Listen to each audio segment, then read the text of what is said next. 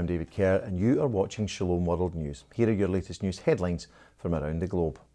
Poland's Catholic community is coming under sustained attack from violent pro-abortion activists. The unrest follows this month's ruling by the country's Supreme Court that will largely ban the practice of killing the unborn in the womb across Poland. In recent days, protesters have interrupted Holy Mass across the country, have desecrated public crucifixes and statues, including those dedicated to Pope St. John Paul II, and have both vandalised and threatened to vandalise churches, including the Shrine of Our Lady of Częstochowa in southern Poland. Standing in their way has been the Polish police, along with many lay Catholics who have kept a prayerful vigil to prevent protesters from entering church buildings. Commenting on the present situation, the president of the Polish Bishops' Conference, Archbishop Stanislaw Gregory, said that, quote, profanity, violence, abuse of inscriptions and disrupting services are not the right method of operating in a democratic state. He added that despite the intimidation, the Church, quote, can neither stop defending life nor abandon proclaiming that every human being must be protected from conception until natural death. Pope Francis has announced that he intends to create 13 new cardinals next month. The Holy Father named those who will become the newest members of the Sacred College of Cardinals after his midday Angelus address in Rome on Sunday. The list includes Archbishop Antoine Kambanda of Kigali in the African state of Rwanda, Archbishop Marcelo Semeraro, the new prefect of the Vatican's Congregation for the Causes of Saints, and Archbishop Wilton Gregory of Washington, D.C., who will become the first ever African-American cardinal. Each new cardinal will be given a titular or honorific responsibility for a parish church in the city of Rome. It is this incarnation or incorporation into the Diocese of Rome that gives cardinals the right and responsibility of electing a new Bishop of Rome or Pope upon any future vacancy. Only cardinals under the age of 80 are eligible to participate in any such election or conclave to choose the next Pope. That includes 9 of those named on Sunday. 4 other clerics who are over the age of 80 were also named, though. These include Father Raniero Cantalamessa, the Italian Capuchin priest who has been the preacher of the papal household for 4 decades. Judge Amy Coney Barrett has been sworn in as the newest Justice of the US Supreme Court. The swearing-in ceremony took place at the White House in Washington, D.C. on Monday, with Supreme Court Justice Clarence Thomas administering the official constitutional oath.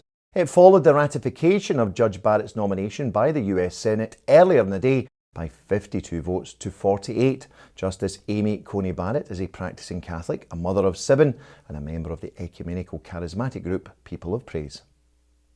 A coalition of 19 countries, including the United States, have signed a declaration aimed at promoting women's health by pursuing pro-life and pro-family policies across the globe. Entitled the Geneva Consensus Declaration, the document was signed at a ceremony in Washington, D.C. on October the 22nd. It sets out 4 agreed pillars upon which to base international action.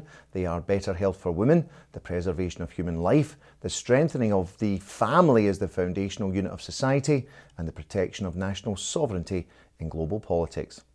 Other signatories include the governments of Brazil, Egypt, Hungary, Indonesia, Uganda and Poland. The document also reminds the United Nations that there is no international right to abortion, and as such the UN should not use that term to promote the legal killing of the unborn around the globe. Meanwhile, the United States Department of Health and Human Services has ruled that hospitals cannot deny the sacraments to patients based upon concerns relating to the COVID-19 pandemic.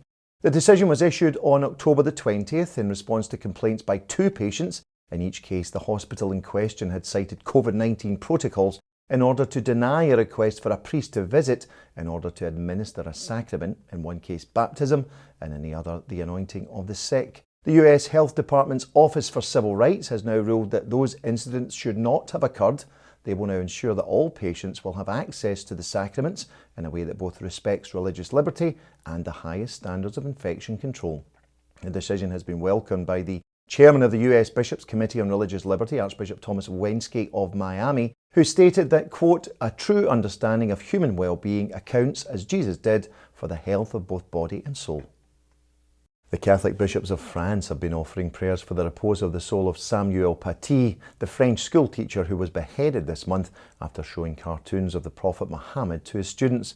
In a statement issued on October the 19th, Archbishop Laurent Ulrich of Lille pledged both prayers and solidarity with the French teaching community. He also shared, quote, confidence in the possibility of fraternity between people made up of dialogue between social groups, between religions and cultures, between knowledge, between faith and reason.